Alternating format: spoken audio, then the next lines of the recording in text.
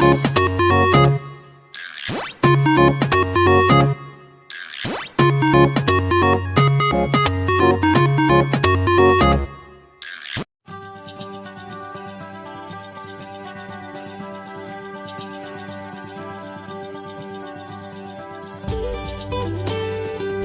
sore guys.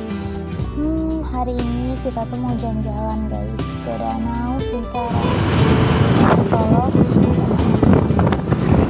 Boring aja sih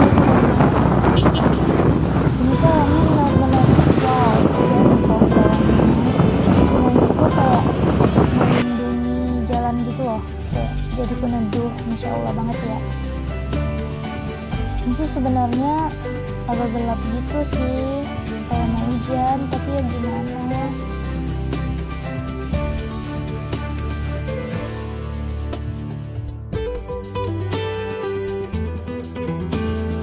Oh iya guys, di kota Solok itu paling terkenal banget loh sama berasnya.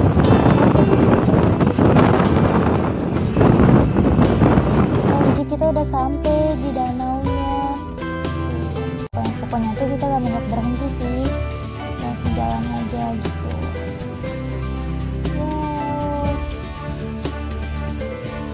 Dan akhirnya tuh hujan kayak gini, ya ampun, jadi nggak bisa banyak main guys.